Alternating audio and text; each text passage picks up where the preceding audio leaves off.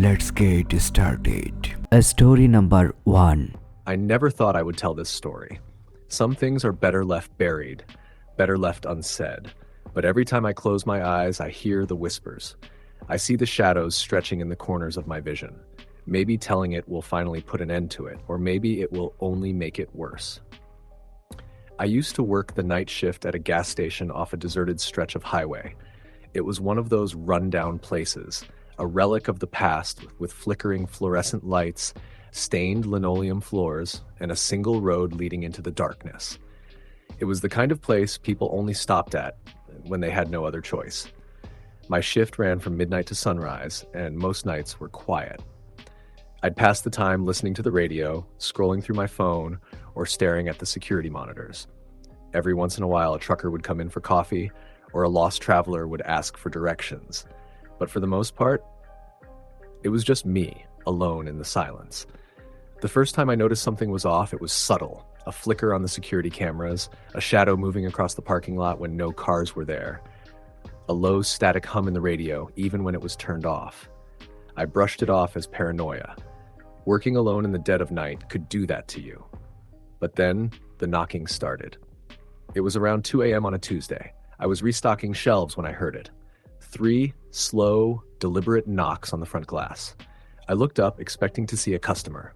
The lot was empty. I stepped toward the door, peering outside. The highway stretched into the darkness, lined with thick trees on both sides. There was no one there. I turned back toward the counter, chalking it up to the wind or my imagination. Then it happened again. 3 knocks. Same rhythm. Same deliberate weight behind them. A chill ran down my spine. This time, I was quick. I lunged toward the door, yanking it open and stepping outside. The air was thick and heavy, the silence suffocating.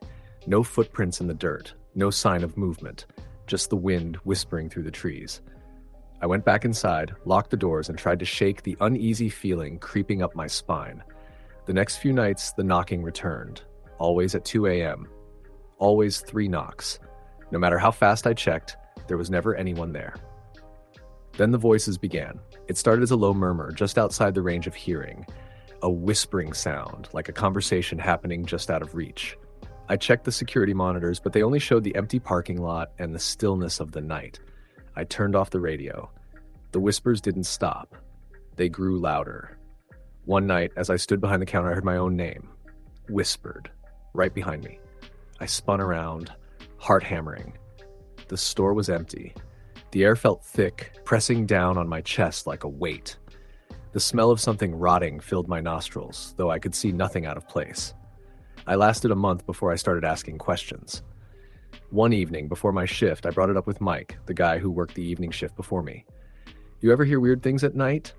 I asked, trying to keep my voice casual. Mike hesitated. Then he exhaled through his nose, shaking his head. "You're not the first," he said. I frowned. "What do you mean?" He glanced around as if making sure no one else was listening. Then, leaning in, he lowered his voice. "People say this place is cursed or haunted, depends on who you ask." I felt a cold prickle at the back of my neck. "Why?" Mike sighed, rubbing the back of his neck. "Years ago, back when this place first opened, a woman went missing from here. One of the employees. She was working the night shift, just like you. One night, she vanished. No sign of struggle. A pack, no clues. Just gone." I swallowed hard. "What happened to her?" Mike shrugged. "They never found her. The weird thing is, after she disappeared, people started hearing things. Seeing things. The knocking? Yeah, that's been happening for years. The whispers, too. Some say she's still here, trying to tell someone what happened to her." A chill ran down my spine. That night, I paid more attention. The knocking came right on schedule. 3 slow, heavy knocks on the glass. This time, I didn't move, I didn't check. I just stood there, heart pounding in my chest. Then the whispers started again, but this time, they were clearer. "Help me." I barely slept the next day. The following night, I came prepared. I set up my phone camera near the door, aimed at the entrance. If someone was messing with me, I'd catch them. 2 a.m. The knocking came. I clenched my fists, forcing myself to stay still. Then a shadow moved across the security monitor. I snapped my head toward the screen. A figure stood just outside the gas station. Not in the parking lot, not by the road, right in front of the glass. I turned my head, expecting to see someone standing there. The lot was empty. but on the screen, the figure was still there. I couldn't breathe. It was a woman. Long hair, hollow eyes. She was staring directly at the camera. And then she moved, her hand lifted. She knocked. 3 slow knocks. I ran. I don't remember much after that. I think I blacked out. The next thing I knew, it was morning. The sun was rising and Mike was shaking my shoulder, asking why I was curled up behind the counter. I quit that same day. A few weeks later, I got a call from an unknown number. When I answered, there was silence on the other end. Then, 3 knocks. I don't answer unknown numbers anymore, but sometimes in the middle of the night, I still hear knocking at my window.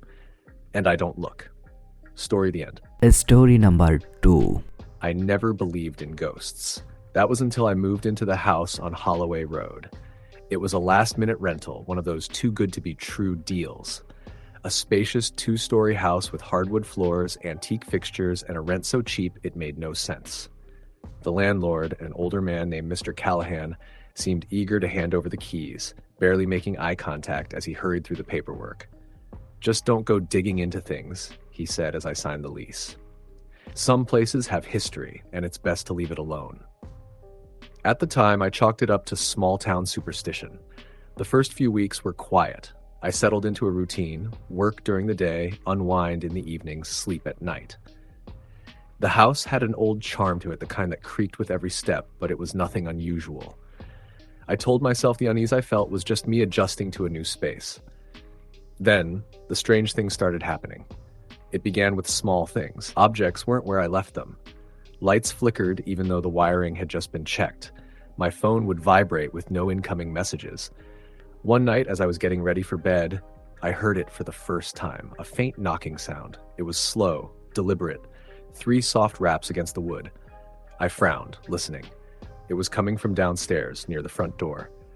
I checked through the peephole. Nothing. The street was empty. The trees swayed in the wind, but there was no sign of anyone. I told myself it was just the house settling. But the knocking didn't stop. Every night, around the same time, 3 knocks. Sometimes at the door, sometimes at the walls, sometimes at the closet in my bedroom. One night, I worked up the nerve to open the front door right after the knocking. No one was there. But the porch light flickered, and for the briefest moment, I thought I saw a shadow at the end of the driveway. I couldn't sleep after that. Then the whispers started. They were faint at first, like the rustling of leaves in the wind, but as the nights went on, they grew clearer. "Get out!"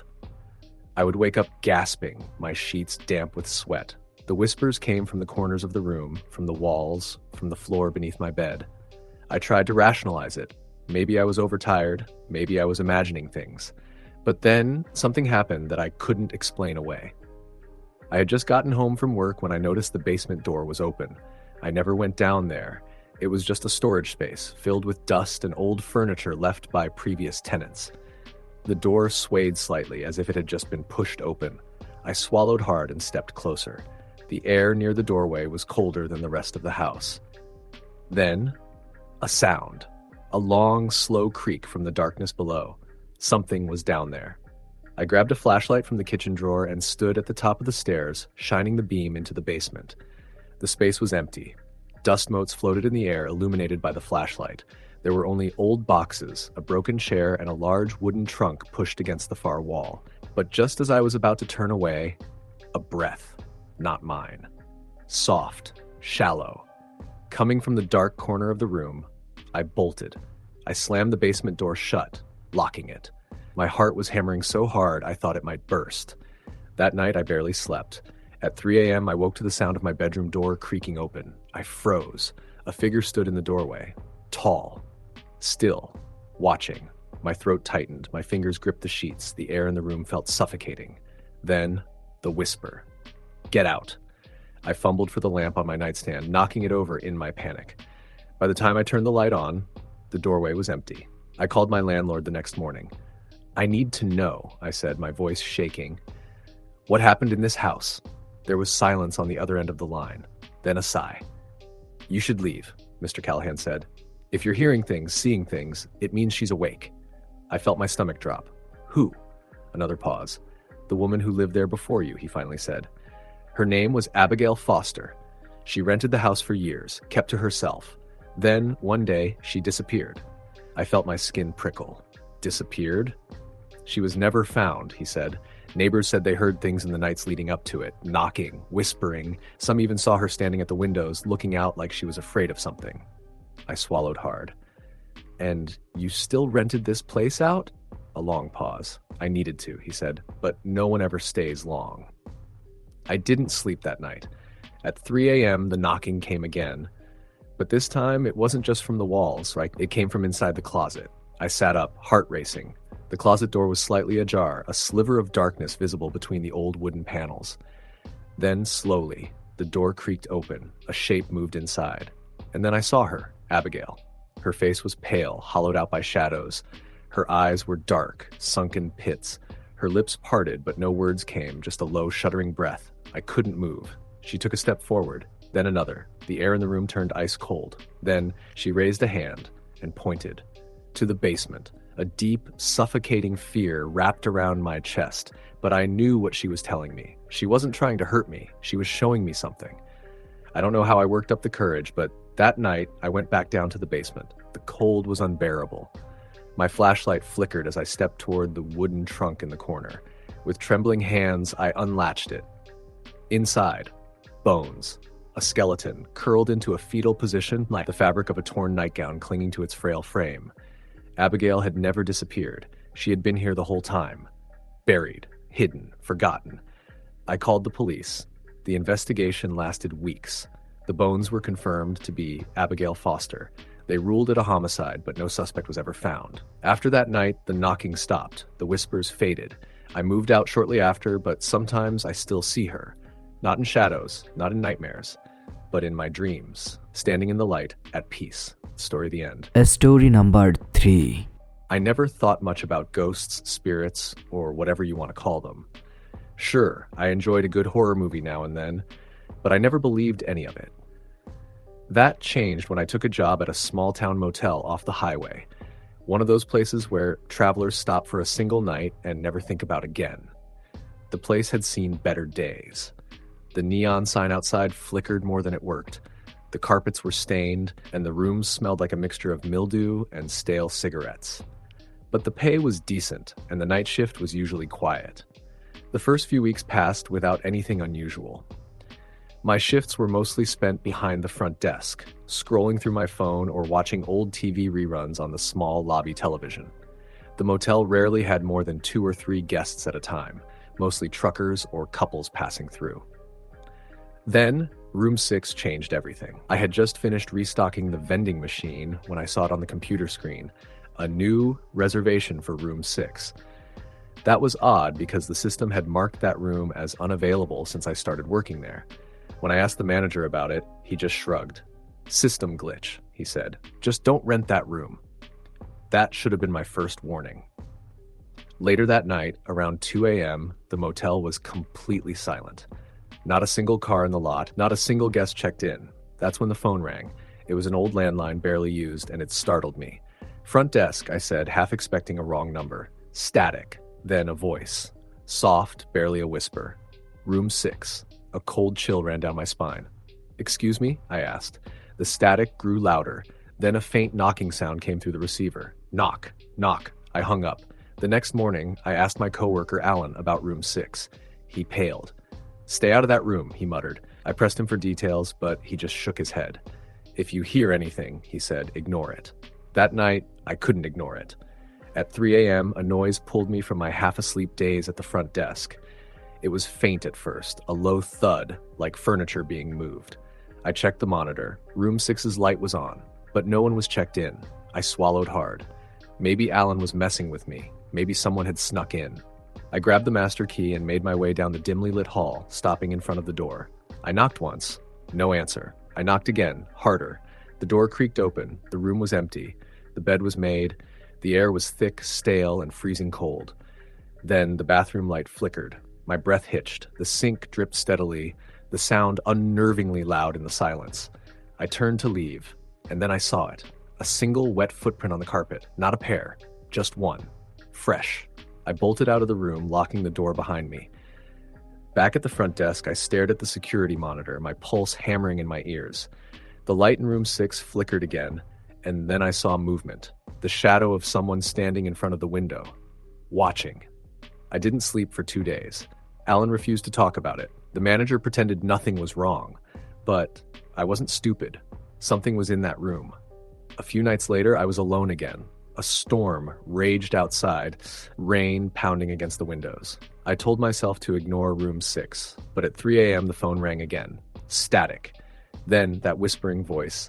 Help me. I broke out in a cold sweat. Who is this? I asked, my voice shaking. No answer. Then the knocking. Soft at first, then louder. Knock, knock, knock. I slammed the phone down. Seconds later, the lobby lights flickered.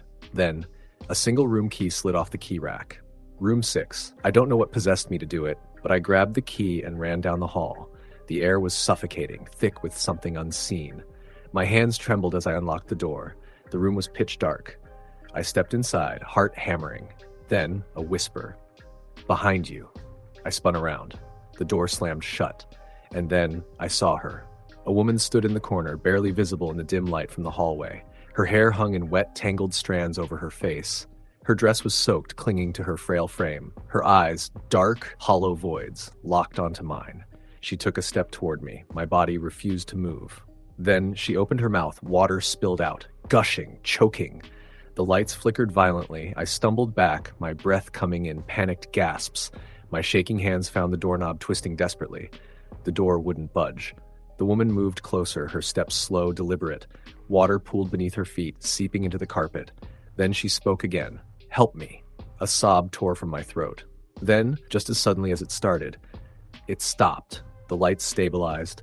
The air cleared. The room was empty. I burst out of the room, shaking, gasping for breath. The next day, I quit. Alan didn't say a word when I told him. He just nodded like he understood. As I was leaving, I asked him one last question. What happened in that room? He hesitated. Years ago, a woman checked in, alone. She was found in the bathtub the next morning, drowned. A heavy silence hung between us. No one knows why, he continued, but people say she never left. I left and never looked back. But sometimes in the middle of the night, I still hear it. The knocking, 3 slow, deliberate knocks, and I never, ever answer. Story the end. Story number 4. It all started when I moved into a new apartment. I had just gone through a rough breakup and needed a fresh start. The place wasn't anything special, an old one-bedroom unit in an aging building on the outskirts of town. The rent was cheap, which should have been my first red flag, but I was too eager to move out of my ex's place to care. The landlord, an older woman named Mrs. Gardner, handed me the keys with a forced smile. "It's a good place," she said, hesitating. "Just, if you hear anything at night, ignore it." I frowned. "Ignore what?" She shook her head. "Old buildings make noises, dear. Don't let your imagination run wild." I shrugged it off, assuming she was just talking about creaky pipes or thin walls. After all, it was an old building. Noisy neighbors, settling floors, maybe even mice. I could deal with that. For the first few nights, nothing seemed off. The place had a musty smell and the walls were a bit yellowed from years of cigarette smoke, but it was livable. I spent my evenings unpacking, watching Netflix, and trying to get used to my new surroundings. Then the knocking started. At first, it was faint, 3 slow, deliberate knocks on the wall next to my bed. Tap, tap, tap. I ignored it. Probably my neighbor. But the next night, it happened again. Same time, 3 a.m. Tap, tap, tap. This time, I knocked back, annoyed, a moment of silence. Then, tap, tap, tap.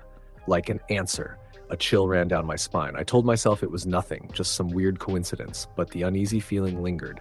The next day, I asked my neighbor, an old man named Mr. Verd Holloway, if he had heard anything during the night. He just stared at me, his face unreadable. "You shouldn't answer," he said. I forced a laugh. "Answer what?" "The knocking." My stomach tightened. "You've heard it too?" He sighed, rubbing his temples. "Everyone who lives in that unit hears it, and everyone who answers doesn't stay long." I felt a cold knot form in my stomach. "What do you mean?" I asked, my voice quieter. Mr. Holloway hesitated before finally saying, "Just don't engage. If you hear it, ignore it." I left the conversation feeling unsettled, but I convinced myself that he was just an old man trying to spook me. Maybe he liked messing with new tenants. That night, I didn't sleep well. I kept waiting for the knocking. At 3 a.m., it came. Tap, tap, tap. My breath caught in my throat. I squeezed my eyes shut, willing myself to ignore it. Tap, tap, tap. It was louder this time, more insistent. I pulled the blanket over my head like a child hiding from the monster under the bed. Then, a whisper, soft. So close. Let me in. I bolted upright, my heart pounding. The room was empty. I jumped out of bed and turned on every light in the apartment, my hands shaking. The knocking had stopped, but I couldn't shake the feeling that something was watching me. The next day, I called my landlord. "I think someone is messing with me," I said, trying to keep my voice steady. "I keep hearing knocking on my walls at night, and I swear I heard a voice." Mrs. Gardner was silent for a long time, then she sighed. "I told you to ignore it," she said. My skin prickled. "Who lived here before me?" I asked. Another long pause. "A girl named Lillian," she finally said. "She left suddenly." Something about the way she said it made my stomach drop. "She left?" I repeated. Mrs. Gardner's voice was tight. "She was here one day and gone the next. Left everything behind, clothes, furniture, even her phone, just vanished." I gripped the phone tighter. "Did she ever say anything about the knocking?" "She said a lot of things," Mrs. Gardner admitted. "None of them made sense." I wanted to ask more, but she suddenly excused herself and hung up. I felt sick. That night I couldn't sleep. Every creak of the old building made me jump. I kept every light on, my TV playing quietly in the background, trying to drown out my own fear. At 3 a.m., the knocking came. Tap, tap, tap. I clenched my jaw, forcing myself not to react. Tap, tap, tap. A cold breeze brushed against my face, even though the windows were closed. Then a whisper. "You let me in last time." My blood turned to ice. I wanted to run, to scream, to get out of that apartment and never come back. But my body wouldn't move. Then the closet door creaked open. I stared, paralyzed, as the darkness inside seemed to deepen, stretching unnaturally into the room. A shape moved. Something was in there, watching me. My chest tightened. I fumbled for my phone, my fingers numb with fear. I turned on the flashlight, shining it toward the closet. Nothing. The space was empty. The knocking had stopped, but the feeling of being watched never left. I didn't sleep for the rest of the night. The next morning, I packed a bag and checked into a hotel. I told myself I'd figure things out in the daylight. But as I stepped out of the apartment, I heard it. A single knock, not from the walls this time. From inside the closet. I moved out that same week. I never went back. But sometimes late at night, I still hear it. Tap, tap, tap. And I never ever answer. Story the end. Story number 5. I had always been skeptical of ghosts. Stories about hauntings were entertaining, sure, but I never thought they could be real. That changed the year I moved to a small town in Pennsylvania for a new job. I didn't know then that I was walking straight into something I'd never be able to explain. The house I rented was old, but charming in its own way. Victorian style with a wraparound porch and creaky wooden floors.